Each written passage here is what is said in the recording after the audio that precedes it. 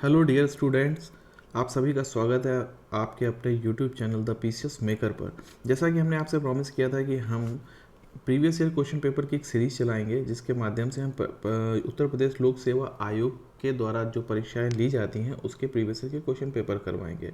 और इसका एकमात्र उद्देश्य यही होगा कि हम आपको ये बता पाएंगे किस तरीके से क्वेश्चन पूछे जा रहे हैं। तो इसी क्रम में देखते हैं, ये हमारा एपीएस 2023 की परीक्षा हुई थी, जो कि 7 जनवरी 2024 को हुई थी। इम्पॉर्टेंट बात यह है कि अगर आपको याद हो तो आरओ का आपका एग्ज़ाम हुआ था, जो कि 11 फरवरी को हुआ था। इस एग्ज़ाम में भी 4 से 5 क्वेश्चन पूछे गए थे इसी पेपर से। तो देखते हैं, अभी आगे उससे भी डिस्कस करेंगे जल्दी से। तो फिलहाल अभी देखते हैं टाइम ना वेस्ट करते हुए, पहला प्रश्न कि निम्न में से कौन सा उत्तर प्रदेश का उच्चतम बिंदु है। तो उच्चतम बिंदु से इनका क्या तात्पर्य है? इनका तात्पर्य यह है कि उत्तर प्रदेश की भौगोलिक जो स्थितियां हैं उनमें पहाड़ी का सबसे ऊंचा बिंदु कौन सा है। तो इसका उत्तर है आमसठ चोटी। आमसठ चोटी क्या है कि उत्तर प्रदेश का उच्चतम बिंदु आमसठ चोटी 957 मीटर ऊंचाई पर स्थित है, या उत्तर प्रदेश के सहारनपुर और उत्तराखंड इससे लगे हुए राज्य की राजधानी जो देहरादून है की सीमा पर स्थित शिवालिक पहाड़ियों में से स्थित है। अब शिवालिक पहाड़ी कहाँ पर है? तो अगर हम देखें तो ये ट्रांस हिमालय है, ये मध्य हिमालय और ये शिवालिक रेंज है, जो जिसको हम लोअर हिमालय भी बोलते हैं। तो यहाँ पर ये स्थित है आमसठ चोटी, जो कि उत्तर प्रदेश की सबसे उच्चतम बिंदु माना जाता है। प्रश्न नंबर 2 देखेंगे। तो प्रश्न नंबर 2 है, चंद्रयान 3 चंद्रमा के दक्षिणी ध्रुव पर सॉफ्ट लैंडिंग के लिए भारत का मिशन किस तिथि को प्रक्षेपित किया गया था। तो जैसा कि हमने पहले भी अपने बताया हुआ है कि in previous year question paper का उद्देश्य क्या है। इन पेपर को सॉल्व करने का उद्देश्य है कि क्वेश्चन को हमें समझना है कि किस तरीके से पूछे जा रहा है प्रश्न। तो जैसे इसी प्रश्न में देखिए 3 प्रश्न बनते हैं। पहला, चंद्रयान 3 क्या है। दूसरा, यह किस ध्रुव पर उतरा था, उत्तरी ध्रुव पर उतरा था या दक्षिणी ध्रुव के लिए लैंडिंग करवाई गई के लिए इसको प्रक्षेपित किया गया था। तो इसका सही उत्तर होगा दक्षिणी ध्रुव के लिए। और तीसरा प्रश्न, किस तिथि को। तो अमूमन देखा ये जाता है कि उत्तर प्रदेश लोक सेवा आयोग ऐसे किसी भी क्वेश्चंस की तिथियां पूछ लेता है, डेट को डिस्क्राइब करता है। So we should very conscious about the all the points for the question, ताकि आप किसी भी पॉइंट पर आप ये समझ सको कि अगर ये स्टेटमेंट में आ रहा है तो यही 3 स्टेटमेंट बना के दे सकते हैं या 2 स्टेटमेंट पे। तो इसको भी देखना है। तो हम देखेंगे कि कब उतरा था, कब प्रक्षेपित किया गया था। 14 जुलाई 2023 को। तो चंद्रमा के दक्षिणी ध्रुव पर सॉफ्ट लैंडिंग के लिए भारत का मिशन जो चंद्रयान 3 है, 14 जुलाई को सतीश धवन अंतरिक्ष केंद्र श्रीहरिकोटा से प्रक्षेपण यान के माध्यम से प्रक्षेपित किया गया। चंद्रयान 3 ने 23 अगस्त 2023 को चंद्रमा की सतह पर सॉफ्ट लैंडिंग की थी। और क्योंकि 23 अगस्त को इसने लैंडिंग करी थी, इसीलिए अब इसको भारत में हर प्रतिवर्ष राष्ट्रीय अंतरिक्ष दिवस के रूप में मनाया जाएगा, जो कि एक इम्पॉर्टेंट डेट है। हो सकता है नेक्स्ट पेपर में कभी ये पूछी जाए। तो आपको इसी तरीके से पेपर को सॉल्व करते हुए और आगे बढ़ना है। प्रश्न नंबर 3 देखेंगे। क्वेश्चन नंबर 3 कि बिपरजॉय चक्रवात किस सागर से संबंधित है। किस सागर से संबंधित का मतलब प्रश्न में क्या पूछना चाह रहे होंगे। इनका मतलब ये है कि सागर की स्थिति क्या है, क्या उन सागरों में चक्रवात आते हैं तो उनके प्रकार क्या होते हैं, और उनसे होने वाले लाभ या हानि को भी देखेंगे हम। तो यहाँ पर बिपरजॉय चक्रवात जो है, साइक्लोन जिसे बोलते हैं चक्रवात, ये किस सागर से संबंधित है। तो ये इसका सही उत्तर है अरब सागर से स्थित संबंधित है। बिपरजॉय चक्रवात अरब सागर में उत्पन्न हुआ था, जिसने गुजरात और राजस्थान के कुछ हिस्सों को प्रभावित किया था। बिपरजॉय बांग्ला भाषा का शब्द है, इसका अर्थ होता है आपदा। तो अगर हम देखेंगे तो भारत के इस क्षेत्र में, अरब सागर के क्षेत्र में इसने चक्रवात में हिट किया था, जिसकी वजह से गुजरात और राजस्थान के कुछ हिस्से प्रभावित हुए थे। तो हो सकता है इसका नेक्स्ट क्वेश्चन बना ले कि बिपरजॉय चक्रवात से भारत के कौन से राज्य प्रभावित हुए थे। तो गुजरात और राजस्थान। नेस्कॉम एक भारतीय गैर लाभकारी गैर सरकारी व्यापार संघ है। नेस्कॉम क्या है, इन्होंने स्टेटमेंट ही दे दिया। नेस्कॉम एक भारतीय गैर लाभकारी गैर सरकारी व्यापार संघ है, जो मुख्य रूप से भारत के प्रौद्योगिकी उद्योग पर केंद्रित है। तो इन्होंने अब पूछा है नेस्कॉम का पूर्ण रूप क्या है। तो national association of software and securities companies है। नेस्कॉम का पूरा जो नाम है, फुल फॉर्म जिसको बोलते हैं, national association of software and services company है। यह एक गैर सरकारी गैर लाभकारी संस्था है, जिसे वर्ष 1988 में, ये याद करने वाली चीज़ है, कभी भी पूछ सकते हैं, स्थापित किया गया था। करंट के हिसाब से अगर हम इसे देखेंगे तो राजेश नाम्बियार वर्तमान में नेस्कॉम के चेयरमैन है। हो सकता है इसकी स्थापना और इसके चेयरमैन से संबंधित कोई प्रश्न पूछा जा सकता है। अब इन्होंने प्रश्न कहा है कि जो हमारा गोलकुंडा किला है, गोलकुंडा किला है भारत में कहाँ पर स्थित है? तो ये तेलंगाना में स्थित है। अभी तक तेलंगाना जो था वो आंध्र प्रदेश का हिस्सा था, लेकिन वर्ष 2014 में इसे अलग से राज्य घोषित किया गया और अब गोलकुंडा किला जो है वो कहाँ पर स्थित होता है तेलंगाना राज्य में। तो पहले के अगर क्वेश्चन पेपर में कई बार एक किसी परीक्षा में किसी स्टूडेंट ने बताया था कि सर गोलकुंडा का उत्तर उन्होंने आंध्र प्रदेश दिया था, तो उस पर डिबेट हुआ था, फिर उसके बाद से संबंधित परीक्षा से उस प्रश्न को हटा ही दिया गया था। तो आपको याद रखना है कि गोलकुंडा किला जो है वो तेलंगाना की राजधानी हैदराबाद में स्थित है। इसका निर्माण जो है वारंगल के काकतीय राजाओं ने करवाया था। बाद में बहमनी के सुल्तानों तथा गोलकुंडा के कुतुबशाही वंश ने इसका विस्तार कराया था। प्रश्न नंबर 6 देखते हैं। थॉमस कप निम्नलिखित में से किसी खेल से संबंधित है? तो बहुत ही रिपीटेड क्वेश्चन, बहुत आसान है कि ये बैडमिंटन से रिलेटेड है, तो ये इसका सही उत्तर बैडमिंटन हो जाएगा। अब बात आती है बजट अधिनियम के तहत निम्नलिखित चरणों को सही क्रम में रखिए कि बजट अधिनियम किस प्रकार से फॉलो होता है, पास होता है, उस पर बहस कैसे होती है, तो उसके चरण होते हैं। तो इन्होंने पहला दिए रखा है आम बहस, दूसरा दे रखा है विनियोग विधेयक, तीसरा है वित्त, चौथा है अनुदानों की मांग पर मतदान और पांचवा है विधायिका को प्रस्तुतिकरण। तो इसके संदर्भ में अगर हम देखें तो यहाँ पर साफ साफ दिया हुआ है कि पहला जो इसका है विधायिका में प्रस्तुतिकरण करेंगे अनुच्छेद 112 के तहत। जब विधायिका में ये प्रस्तुति हो जाएगी तो दो वहाँ पर सदन होते हैं, दोनों सदनों पर इस पर आम बजट होगी, क्योंकि प्रस्तुति के बाद बहस होती है, बहस होगी। फिर उसके बाद अनुदानों की मांग पर मतदान होगा कि जो भी बजट में मांग की गई होगी उस पर मतदान होगा, जिसका अनुच्छेद 113 है, तो ये भी इंपॉर्टेंट, इसे में याद रखना है। फिर विनियोग विधेयक का अनुच्छेद हो जाएगा 114 और वित्तीय विधेयक का अनुच्छेद हो जाएगा 117। तो इस प्रकार अगर हम इस क्रम को सेट करेंगे और इनके जो हमारे आर्टिकल हैं उन पर जरूर ध्यान देंगे, क्योंकि वहाँ से भी क्वेश्चन कभी भी पूछे जा सकते हैं। नेक्स्ट क्वेश्चन है हमारा कि भारतीय संविधान का कौन सा अनुच्छेद भारत की राज्य की वाद योग्यता से संबंधित है?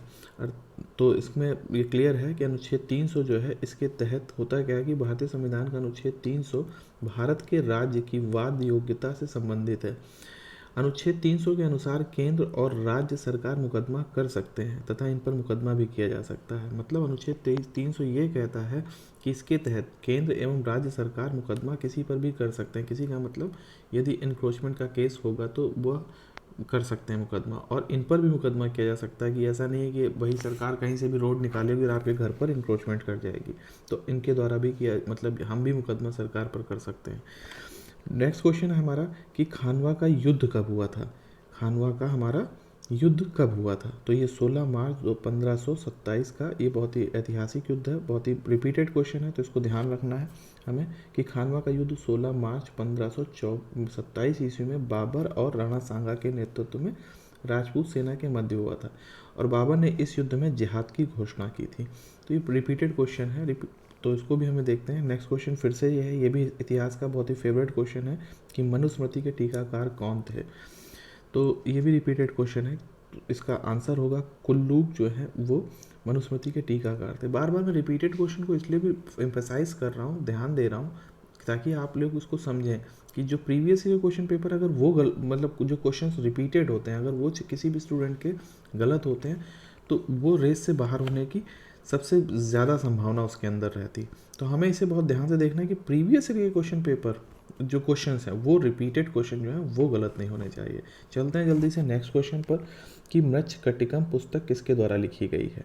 तो ये भी रिपीटेड क्वेश्चन है कि शूद्रक के द्वारा। तो इस तरीके से आप देखेंगे कि विभिन्न लेखकों के द्वारा लिखी जाने वाली जो पुस्तकें हैं उनसे क्वेश्चन लगातार बनते हैं। आप सभी जो भी चैनल पर फर्स्ट टाइम आए हैं या जिन्होंने अभी भी नई तैयारी शुरू करी है वो इन बातों का विशेष ध्यान रखें। जो सीनियर्स हैं उनके लिए तो रिवीजन सेशन ही चल रहा है, क्योंकि आप लोगों ने पहले से बहुत सारी पढ़ाई कर रखी है और बस ये रिवीजन सेशन है, तो आप इसमें बस जस्ट रिवाइज करते चलें।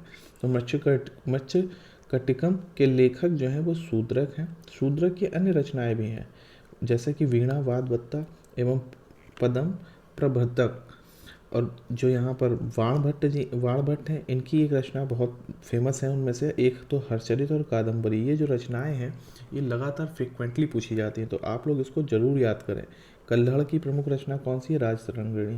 राजतरंगिणी के इतिहास में उन्होंने कश्मीर का इतिहास लिखा हुआ है, तो ये हमें समझना पड़ेगा। और अब आजकल जैसा कि एक और मैं आपको बताना चाहूँगा कि यूपी पीसीएस का ट्रेंड हो गया कि वो सिर्फ पुस्तक नहीं पूछता है, पुस्तक किस विषय पे लिखी गई है, कहाँ किस उसमें विषय क्या है, ये भी पूछा गया है।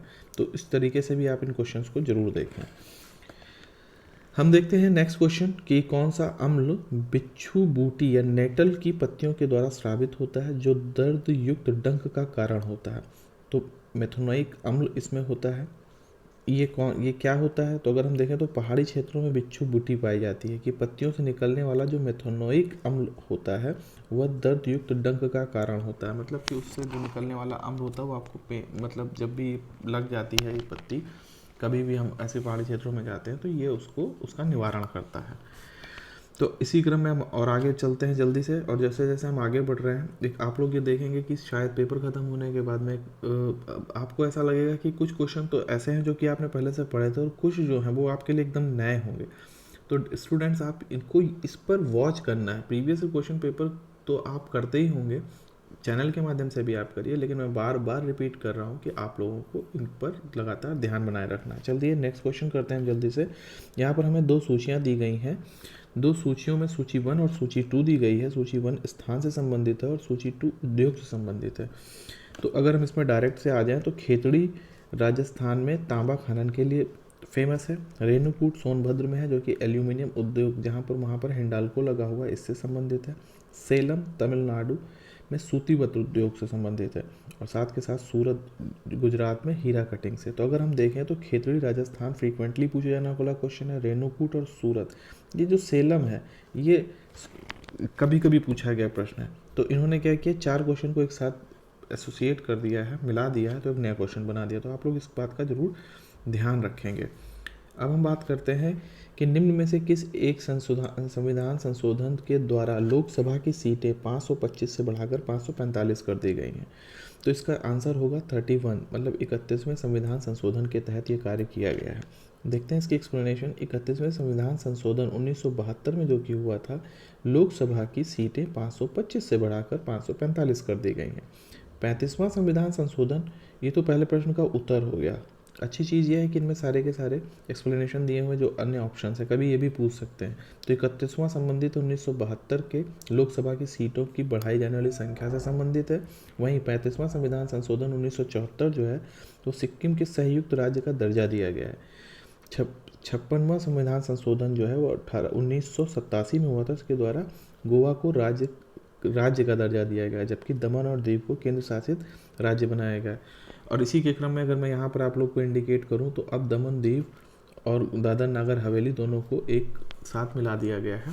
तो आप लोग जल्दी से इसको बताइएगा कब बनाया गया है, दोनों को कब राज्यों का दर्जा दिया गया और वर्तमान में कितने राज्य हैं और कितने यूनियन टेरिटरीज हैं, यानी कि केंद्र शासित प्रदेश। आप कमेंट करके जल्दी से कमेंट बॉक्स में बताएंगे। 15वां क्वेश्चन हमारा जो है वो कहा गया है कि निम्नलिखित खेलों में से किस एक से ग्रैंड स्लैम संबंधित है? तो बहुत ही आसान क्वेश्चन है कि ये हमारा लॉन टेनिस से संबंधित है। 4 तरीके के ग्रैंड स्लैम होते हैं जैसा कि आपको पता है, Australian open, French open, Wimbledon और यूएस ओपन। तो ये बहुत ही रिपीटेड क्वेश्चन है, तो इसको आप जल्दी से प्रिपेयर करेंगे। अब आते हैं हम नेक्स्ट क्वेश्चन पर। नेक्स्ट क्वेश्चन है हमारा, कोणार्क का सूर्य मंदिर के संदर्भ में निम्नलिखित कथनों पर विचार करें। कोणार्क का जो सूर्य मंदिर उड़ीसा में सभी को पता है, और इससे संबंधित कथनों पर विचार करें कि इसे ब्लैक पगोडा भी कहा जाता है। इसका निर्माण नरसिम्हदेव प्रथम ने करवाया था। यह यूनेस्को की एक विश्व धरोहर सूची भी है। तो अगर हम देखेंगे तो ब्लैक पगोडा, डायरेक्ट क्वेश्चन पूछा गया है कहीं कि कोणार्क का सूर्य मंदिर का अन्य नाम क्या है, तो ब्लैक पगोडा है, तो ये सेंटेंस भी सही है। इसका जो निर्माण था वो नरसिम्हदेव प्रथम ने वर्ष 1244 ईस्वी में करवाया था। ये गंग राजवंश के राजा थे। इस मंदिर की स्थापत्य नागर शैली के उड़ीसा अथवा कलिंग उप शैली का उदाहरण भी है। काले खोडोलाइट पत्थर से निर्मित होने के कारण इसे ब्लैक पगोडा भी कहा जाता है। वर्ष 1984 में इसे विश्व विरासत धरोहर का दर्जा भी प्राप्त है। तो इस हिसाब से इसका ऑप्शन सी हो जाएगा। 3 के तीनों सेंटेंस सही हैं। सूचना का अधिकार अधिनियम 2005 मुख्यतः किस उद्देश्य में सहायता करता है? तो ये पारदर्शी प्रशासन, ट्रांसपेरेंट एडमिनिस्ट्रेशन का के क्रम में एक सहायक अधिकार है हमारा। अब हम नेक्स्ट क्वेश्चन की बात करते हैं जल्दी से। नेक्स्ट क्वेश्चन पर देखेंगे तो हम सूची 1 और सूची 2 मिली हुई है हमें, फिर से हमें मिलाना है। ये कुछ ऐसे रेयर टाइप के क्वेश्चन होते हैं। स्टूडेंट्स ने जैसे जिस स्टूडेंट ने पेपर भेजा कि सर आप इसे ये करवा दीजिए, उसने ये भी कहा कि सर कुछ इस टाइप के क्वेश्चन आएंगे। तो अमूमन चैनल पर कोई टीचर पढ़ाते समय आपसे क्या कहता है कि जल्दी से इसको भी सॉल्व करता है और बताने लगता है बहुत इंपॉर्टेंट क्वेश्चन है। मैं ऐसा नहीं करने वाला हूँ और आपको भी सजेशन यही दूंगा कि क्योंकि ये निगेटिव मार्किंग का पेपर होता है, तो हमें क्या करना है ये तो सबको पता होता है, लेकिन हमें ये भी देखना है कि हमें क्या नहीं करना है। तो ये कुछ उन क्वेश्चंस में से ऐसे क्वेश्चन को देख करके जो न्यू कमर्स है स्पेशली उनको बता रहा हूँ कि आपको परेशान नहीं होना है कि यार इतना तो कठिन क्वेश्चन है, हम कैसे करेंगे, हमने तो पढ़ा नहीं, हमारा तो पेपर नहीं होगा, और आप इसके लिए पता चले कि कोई बुक पढ़ने लोगो। तो ऐसा बिल्कुल मत करना। इन क्वेश्चंस को जस्ट आप देख लो कि मिला करके इन क्वेश्चंस को और आगे बढ़ो ताकि नेक्स्ट क्वेश्चन जल्दी से कर सको और अपना जो टाइम को वहाँ पर यूटिलाइज कर सको। ठीक है, तो इसका मैं सूची 1 सूची 2 दिया हुआ है। गैड्रोसिया, अराकोशिया, एरिया और परोपमिसादे, ये क्या कहते हैं, ये नाम है जो कि कहाँ पर स्थित है, हेरात, बलूचिस्तान, काबुल या कंधार। तो अगर हम बात करते हैं इसका ऑप्शन ए है। ऑप्शन ए के तहत जो हमारा गैड्रोसिया है वो बलूचिस्तान में स्थित है, जो हमारा अराकोशिया है ये कंधार में स्थित है, और जो एरिया है ये हेरात में स्थित है, और परोपमिसादे जो है वो काबुल की घाटी में स्थित है। तो इसको हम इस तरीके से मिलाते हुए अब आगे बढ़ेंगे नेक्स्ट क्वेश्चन की ओर। तो हमारा नेक्स्ट क्वेश्चन कह रहा है कि MOM जिसे मंगलयान के रूप में भी जाना जाता है, यही आरओ में क्वेश्चन आया था अगर आपको ध्यान हो, इसी से रिलेटेड था, टॉपिक यही था। MOM जिसे मंगलयान के रूप में भी जाना जाता है, भारतीय अंतरिक्ष अनुसंधान संगठन द्वारा लॉन्च किया गया एक अंतरिक्ष मिशन है। इसका उद्देश्य मंगल की सतह की विशेषताओं, आकृति विज्ञान, खनिज और मंगल ग्रह के वातावरण का पता लगाना था। MOM का फुल फॉर्म क्या है? तो अगर हम क्या कहते हैं, देखिए जब हमने अभी बताया था कि इसमें रिपीटेड क्वेश्चन है, तो रिपीटेड क्वेश्चंस में सॉरी जो यहाँ से क्वेश्चन पूछा गया था आरओ में उसे भी मैं समझते हुए आगे बढ़ना है। तो यहाँ पर MOM का कभी फुल फॉर्म पूछ लेंगे, कभी वो पूछ लेंगे डेट कब थी, जैसा कि अभी देखा था आपने पूछा था। तो कोई बहुत टफ क्वेश्चन नहीं है, मार्स ऑर्बिटर मिशन इसका सही आंसर हो जाएगा। और इस तरीके से अगर हम देखेंगे तो MOM का फुल फॉर्म भी पूछा जा सकता है। तो जब भी आप कभी पढ़ाई करें तो इन चीज़ों को ज़रूर से ज़रूर ध्यान से देखें, कभी शॉर्ट फॉर्म पूछते हैं, कभी उसकी डेट पूछ लेते हैं। चलते हैं नेक्स्ट क्वेश्चन पर हम कि विश्व युवा कौशल दिवस किस तिथि को मनाया जाता है। ये वो दूसरा क्वेश्चन पूछा गया रिपीटेड आरओ में जो कि मैचिंग के लिए आया था। तो इसका सही आंसर है हमारा 15 जुलाई। नेक्स्ट क्वेश्चन पर आगे बढ़ेंगे कि मिट्टी का निक्षालन संबंधित है, किससे संबंधित है? लेटराइट मृदा से। अगर आप आरओ का पेपर उठा के देखेंगे तो उसमें लेटराइट मृदा से संबंधित भी प्रश्न पूछा गया है। डायरेक्ट देखो तीसरा क्वेश्चन है, लाइन से पूछे गए हैं क्वेश्चंस। तो लेटराइट मृदा का निर्माण निक्षालन या लीचिंग के कारण होता है। लीचिंग क्या होती है, इसको ज्योग्राफी का एक टॉपिक है, हम ज्योग्राफी के अपने एक सेक्शन में मृदा वाले सेक्शन में इसको कवर अप करेंगे। अभी के लिए बता रहा हूँ कि लिंचिंग वो निक्षालन वह होती है कि जब वह अवस्था होती है या प्रोसेस होती है जिसमें चट्टानों को लगातार बारिश की बूंदें जब बार बार काटती रहती हैं तो उसके बाद बनने वाली जो मृदा होती है उसको वो लिंचिंग की प्रोसेस से कहा जाता है मृदा बनी है। तो ऐसी लेटराइट मृदा है जो कि लाल मृदा भी बोलते हैं। इसको बाकी मतलब दूसरे वीडियो में, ज्योग्राफी वाले वीडियो में हम कंक्लूड करेंगे। इस प्रक्रिया में भारी वर्षा के कारण जल में घुलनशील पदार्थ, चूना, सिलिका आदि मिट्टी की ऊपरी परत को छोड़कर निचले पात्र में परत में एकत्रित हो जाते हैं। अम्लीय वर्षा के कारण लेटराइट मृदा खेती के लिए अनुपयुक्त होती है। हालांकि इस मिट्टी में काजू एवं चाय की खेती भी की जाती है। नेक्स्ट क्वेश्चन, बच्चों में सूखा रोग किस कमी के कारण होता है? किस विटामिन की कमी के कारण होता है? विटामिन डी की कमी के कारण होता है। तो अगर आप देखेंगे प्रश्न नंबर 19, 20, 21, 22 चारों क्वेश्चन पूछे गए थे लाइन से ही उसमें। नेक्स्ट क्वेश्चन हमारा आ रहा है कि बुक्स पूछी गई हैं कि किसके द्वारा लिखी गई है। तो डॉक्टर ऑफ द ईस्ट पुस्तक के लेखक कौन है? तो इसके जो लेखक हैं सुश्री बनर्जी भुट्टो हैं, बेनज़ीर भुट्टो जी हैं।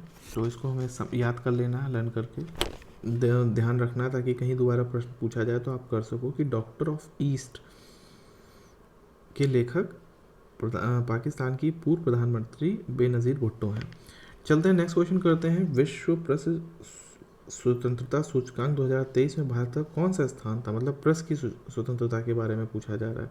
तो ये हमारा 161 था। Very factual question and current से रिलेटेड है। इम्पॉर्टेंट ये है कि कभी इस क्वेश्चन को जो न्यू स्टूडेंट है फिर से वो ध्यान दें, तभी आप इस चैनल को जो लाइक और सब्सक्राइब करके बेल आइकन के माध्यम से रेगुलर अपडेट्स पाएंगे। उसका फ़ायदा आप तभी उठा पाएंगे जब इसको देखने के बाद आप इसे फॉलो भी करें। कि इस क्वेश्चन को कैसे पूछ सकते हैं कि रिपोर्ट्स विदाउट बॉर्डर्स द्वारा जारी की जाने वाली विश्व प्रेस स्वतंत्रता सूचकांक में जो रिपोर्ट जारी की जाती है, सूचकांक इंडेक्स जिसको बोलते हैं इंग्लिश में, उसमें भारत का जो स्थान है दिस इज़ 161, ये इस पोजीशन पर है, और जबकि नॉर्वे इसमें फर्स्ट प्लेस पर है।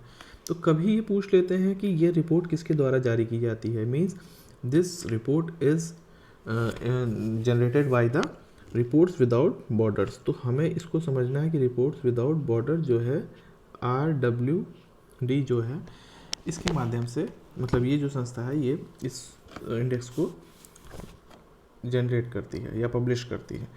नेक्स्ट क्वेश्चन की तरफ अगर हम आगे बढ़ें कि भारतीय संविधान के अनुच्छेद 240 के अंतर्गत कुछ संघ राज्य क्षेत्रों के लिए विनियमन बनाने की राष्ट्रपति की शक्ति के संदर्भ में निम्नलिखित में से कौन सा युग्म सुमेलित नहीं है। मतलब जो यूटीज़ होती हैं, यूनियन टेरिटरी जिन्हें केंद्र शासित प्रदेश कहते हैं, उनके बारे में कुछ राष्ट्रपति की पावर्स होती हैं। ये कह रहे हैं कि नीचे दिए गए जो ABCD हैं इनमें से कौन सी पावर जो है वो नहीं है।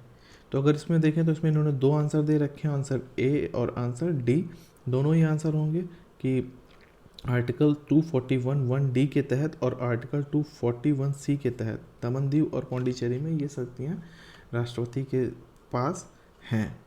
लेकिन अब इसको एक प्रश्न, अच्छा एक और चीज़ है, कई बार हम इस डिबेट में फंस जाते हैं जाकर के, यार इसका आंसर तो ये है और ये गलत है, ऐसा है। तो इन डिबेट से बचें आप, क्योंकि इससे आपका नुकसान होने वाला। आप उसका सही तरीका ढूंढें। प्रॉब्लम अगर आप if you are able to identify the problem then आपने आधी प्रॉब्लम को वैसे ही सॉल्व कर लिया है। अब उसका सॉल्यूशन ढूंढो, उस पर बहस करने से कोई मतलब नहीं। अमूमन नए स्टूडेंट इसमें फंस जाते हैं, तो आप बिल्कुल मत फंसिएगा। बात करते हैं हम 26 क्वेश्चन की कि निम्नलिखित कथनों पर विचार करिए। प्रोजेक्ट टाइगर की शुरुआत भारत सरकार द्वारा वर्ष 1973 में की गई थी। दूसरा स्टेटमेंट है कि भारत में कुल बाघ टाइगर अभ्यारण्य जनवरी 2023 तक 53 हैं। तो अगर हम इनकी बात करें तो प्रोजेक्ट टाइगर क्या है ये हम समझेंगे एनवायरनमेंट वाले पोर्शन में, उस टॉपिक पर। अभी तो प्रश्न बस यही है कि वर्ष 1973 में शुरू किया गया है, तो ये एकदम सही सेंटेंस है।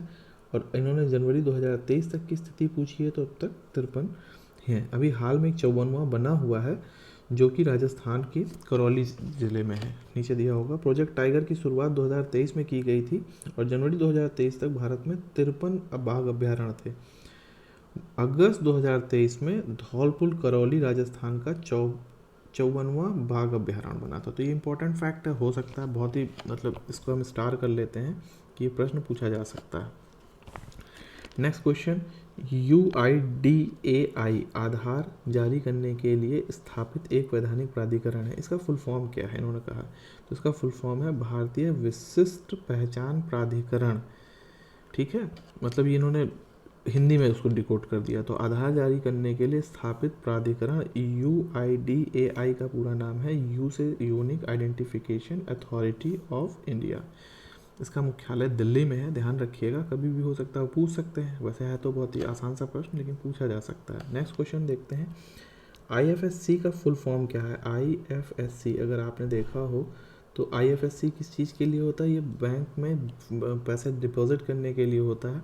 लोग IFSC कोड पूछते हैं, तो इसके अंदर जो बैंक की रीजनल जानकारी होती है वो समाहित होती है। तो इसका फुल फॉर्म क्या होता है, Indian financial system code. Important है ये, Indian financial system code. IFSC का पूर्ण रूप इंडियन फाइनेंशियल सिस्टम कोड है, या 11 डिजिट का होता है। हो सकता है कभी पूछ लें 11 डिजिट का, तो ये याद रखना है। जिसका प्रयोग NEFT, RTGS तथा IMPS के लिए ऑनलाइन धन प्रेषण के लिए गया था। मीन्स दीज 3 वेज, ये 3 रास्ते हैं, these are 3 ways by which you can send online money from one account to another account. So for these all 3 operation we need to know IFSC code क्या होता है, ये इंडियन फाइनेंशियल सिस्टम कोड।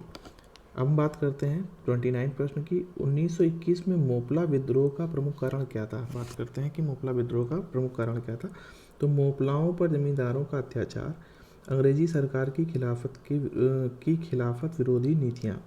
तो but obvious है इसमें पहला जो sentence है वो गलत है, और जो दूसरा सेंटेंस है अंग्रेजी सरकार के खिलाफत विरोधी नीतियों के प्रतिशोध में ये किया गया था। 1921 में मालाबार क्षेत्र में हुए मोपला विद्रोह का प्रमुख कारण जमींदारों पर अत्याचार तथा प्रथम विश्व युद्ध के दौरान तुर्की खिलाफत के विरुद्ध नीतियां थीं। इसका नेतृत्व वारियाम कुनात कुंजा हमद हाजी ने किया था। तो इनका नाम जरूर याद कर लीजिए ताकि आप इसको हो सकता है दोबारा ऐसे करके पूछ लें। तो इस तरीके से हम देखते हैं कि इसमें हमारा ये ऑप्शन सी सही होगा। बात करते हैं हम नेक्स्ट क्वेश्चन पर चलते हैं। यहाँ पर भी दो सूची दी हुई है, लेखक और किताब। तो ये तीसरा प्रश्न इस टाइप का आया है।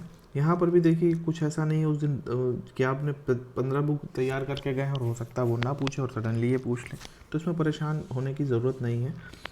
यहाँ पर हम इन पुस्तक को देख लेंगे, उनको याद कर लेंगे कि यशपाल की पुस्तक, यशपाल जो राइटर हैं उनकी पुस्तक का नाम है मेरी तेरी उसकी बात, और कमलेश्वर की द्वारा लिखी गई पुस्तक है कितने पाकिस्तान, भीष्म साहनी तमस, और सुरेंद्र वर्मा मुझको चांद चाहिए। तो इस प्रकार से हम इन पुस्तकों के राइटर्स का नाम याद करेंगे और उसके बाद एग्ज़ाम में इनको परफॉर्म करेंगे। नेक्स्ट क्वेश्चन ये है कि भारतीय कौन सी नदी कर्क रेखा को 2 बार काटती है।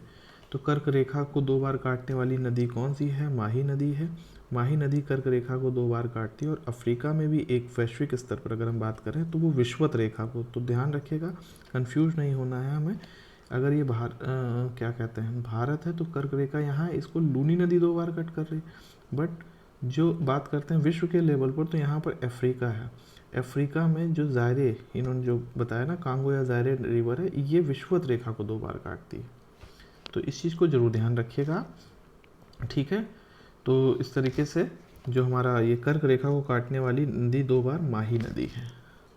अब अगर हम बात करते हैं नेक्स्ट क्वेश्चन की, तो निम्नलिखित कथनों पर विचार कीजिए तथा नीचे दिए गए कूट को प्रयोग करते हुए सही उत्तर को चुनिए। कथन है भारतीय संविधान संघीय केंद्र का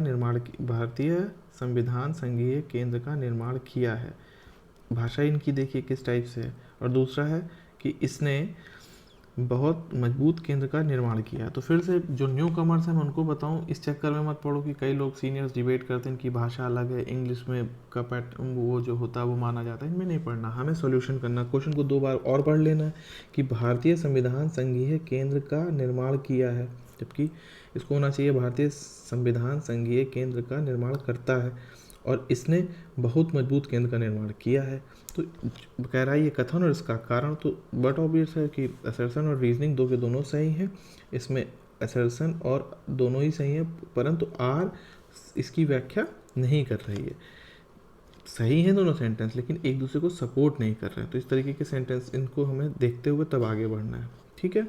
next question, straight from the heart and autobiography के लेखक कौन है के संदर्भ में क्या सही है। तो क्या कहा गया, क्या इसके लेखक क्या सचिन तेंदुलकर और कपिल देव? तो कहा गया कि नहीं, इसके कपिल देव हैं। लेखक के संदर्भ में अगर हम बात करें तो कपिल देव इसके लेखक हैं। कौन सी बुक, इसको फिर से 2 बार रिपीट कर लेंगे। Straight from the heart and autobiography, straight from the heart. तो इस तरीके से हम इन क्वेश्चंस को देखेंगे, 2 बार रिवीजन करेंगे तो हमारा क्वेश्चन पेपर वैसे ही सॉल्व हो जाता है, प्रश्न याद हो जाता है, रटना पड़ता है। डियर स्टूडेंट, जो भी नए हैं, अगर अब तक आपने चैनल को सब्सक्राइब और बेल आइकन नहीं दबाया, लाइक नहीं किया है, तो आप कर लें ताकि आपको लगातार ऐसे वीडियोस मिलते रहें। और इसमें मैं डायरेक्ट वो कॉपी नहीं की, पेपर को उठाया और पढ़ना शुरू कर दिया। I don't want to do this. ये बेसिकली मैं उन्हीं स्टूडेंट्स के लिए करना चाहता हूँ जो कि एकदम न्यू कमर है। शुरुआत करते हैं नेक्स्ट क्वेश्चन पर। किस वीटो के तहत भारत के राष्ट्रपति किसी विधेयक को निश्चित काल तक रोक सकते हैं? तो इसका बहुत ही आसान ऑप्शन है पॉकेट वीटो। रिपीटेड क्वेश्चन है, पॉलिटी का फेवरेट क्वेश्चन रहा है आयोग का। भारत के राष्ट्रपति पॉकेट वीटो के तहत कार्यपालिका द्वारा पारित विधेयक या पर स्वीकृत या अस्वीकृत प्रतिक्रिया के बजाय उसको अपने पास तक रोक सकते हैं, पॉकेट वीटो कहते हैं उसको। अब हम बात करते हैं, फिर से हमारे पास एक और क्वेश्चन आ गया। ये बुक का की किताब दी हुई है और उसके लेखक दिए हुए हैं। तो इसके संदर्भ में Indira Gandhi tries with power, तो इसके लेखक हैं Nayantara Sahgal ji. Half lion, how PV Narasimha Rao transform India, इसके लेखक हैं Vinay Sitapati. Jugalbandi the BJP before Modi, Vinay Sitapati इसके लेखक हैं।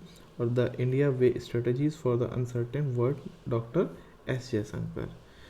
तो इसको हम ध्यान से देखेंगे और पुस्तकों के नाम को याद कर लेंगे, ताकि अगर क्वेश्चन पेपर में दोबारा से क्वेश्चन आता है तो हम इसको कर सकें। फिर से वही क्वेश्चन आ गया असर्शन और रीजनिंग का, कि पाकिस्तान का नाम विचार करने का सुझाव रहमत अली ने दिया था। पहला जो उन्होंने स्टेटमेंट दिया अभिकथन असर्शन, और दूसरा है कि रहमत अली ने 1933 में अभी या कभी नहीं नामक पुस्तक प्रकाशित की थी। तो असर्शन रीजनिंग को सपोर्ट कर रहा है। क्यों? क्योंकि इसी पुस्तक के माध्यम से ही बताया गया था कि पाकिस्तान का नाम सुझाया गया था। कि 28 जनवरी को रहमत अली ने अभी नहीं या कभी नहीं, अभी के लिए जीना है या नष्ट हो जाना है, पुस्तक में अपनी पहली बार पाकिस्तान के नाम को विचार को प्रस्तुत किया था। अतः कथन ए सही है और आर गलत है। अब हम बात करते हैं नेक्स्ट क्वेश्चन की। नेक्स्ट क्वेश्चन 37 नंबर क्वेश्चन आता है। 37 क्वेश्चन नंबर के तहत अगर हम देखते हैं, वर्ष 2017 में किस देश के प्रधानमंत्री ने किस देश के ने प्रथम T20 विश्व कप जीता था? तो ये भारत ने जीता था वर्ष 2007 में। वर्ष 2007 में दक्षिण अफ्रीका में हुए प्रथम T20 विश्व कप को भारत ने जीता था। नेक्स्ट क्वेश्चन है, अकबर का मकबरा कहाँ पर स्थित है भारत में? तो ये आगरा में स्थित है। अकबर का मकबरा सिकंदरा जगह है, आगरा की एक तहसील है, वहीं पर ही ये स्थित है। FEMA जिसे फेमा कहते हैं, इसका पूर्ण रूप क्या है? तो फॉरेन एक्सचेंज मैनेजमेंट एक्ट 1999। 1999 में ये एक एक्ट बनाया गया था जो कि फॉरेन एक्सचेंज को मैनेज करता है, मतलब जो हमारी विदेशी मुद्रा के विनिमय को रेगुलेट करता है, या उस पर आप कह सकते हैं एक वॉचडॉग की तरह काम करता है। हिंदी दिवस के संबंध में निम्नलिखित कथनों पर विचार करें। हिंदी दिवस या राष्ट्रीय हिंदी दिवस भारत में हर साल 4 सितंबर को मनाया जाता है। तो इस स्टेटमेंट बहुत ही कॉमन है, गलत है, वो 14 सितंबर को मनाया जाता है। अनुच्छेद 351 हिंदी भाषा के विकास हेतु निर्देश से संबंधित है, तो ये सही है। तो इसका ऑप्शन बी हो जाएगा, पहला ऑप्शन गलत हो जाएगा। भारत के नवीन संसद भवन का उद्घाटन किसने किया था? बहुत इंपॉर्टेंट क्वेश्चन है, काफ़ी कंट्रोवर्सी में रहा। प्रधानमंत्री जी ने किया है। तो भारत के नवीन संसद का भवन का उद्घाटन प्रधानमंत्री नरेंद्र मोदी ने किया है। एशियन गेम्स 400 मीटर दौड़ में स्वर्ण पदक प्राप्त करने वाली पहली भारतीय महिला कौन है? तो ये कमलजीत संधू जी हैं। पुराना क्वेश्चन है, जीके का क्वेश्चन है कि किसने किया था। अब यहाँ पर एक प्रश्न आ रहा है, 43 नंबर की कॉस्मिक किरणें दी हुई हैं और सूची 1 सूची 2, तो इसकी सूची को हम ऊपर से मिलाते हैं, बात करते हैं। तो कॉस्मिक किरणें जो हैं विक्टर हैस ने, एक्स किरणों की खोजकर्ता WC रॉन्टजेन ने की थी, रेडियो सक्रियता हेनरी बैकरेल ने की थी, कृत्रिम रेडियो सक्रियता आई क्यूरी एवं F जॉलियट ने की थी। ये भी प्रश्न आरओ में पूछा गया था, लेकिन दूसरी तरीके से पूछा गया था, जिसमें रेडियो सक्रियता से संबंधित प्रश्न भी था, एक्सरे के साथ से भी संबंधित प्रश्न था। तो हमें देखते रहना है। निम्नलिखित में से कौन सा अंतर्राष्ट्रीय शूटिंग खिलाड़ी है? तो इसका सही आंसर है अंजुम मौदगिल। तो अंजुम मौदगिल कौन है? ये भारतीय हैं, लेकिन अंतर्राष्ट्रीय शूटिंग खिलाड़ी भी महिला है। ठीक है, तो आपको इसे हमें देखना है प्रीवियस ईयर के क्वेश्चन पेपर के माध्यम से। जैसा कि मैंने बताया हुआ है कि आपको एक लाइन लेंथ मिलती है, आप उसको करते रहें और पढ़ते रहें। पीटी प्रीलिमिनरी एग्जाम्स आने वाला है, आप लोगों की मेहनत डबल हो जानी चाहिए और ज़्यादा जोश के साथ होनी चाहिए। तो बस इसी के साथ हम इस सेशन को लास्ट करते हैं। जल्दी मिलते हैं आपको नेक्स्ट पेपर के सॉल्यूशन के साथ के साथ मैं जल्दी से ही आपको सेक्शनल, जैसे सब्जेक्ट वाइज सेक्शन में आपको, जैसे कि पॉलिटी है तो पॉलिटी के कुछ टॉपिक को बताऊंगा, फिर जियोग्राफी के कुछ टॉपिक्स को बताऊंगा जो कि फ्रीक्वेंटली क्वेश्चन पूछे जाते हैं। तो जल्दी मिलते हैं नेक्स्ट वीडियो के साथ, तब तक के लिए आप लोगों को all the very best and all the very best. Thank you very much.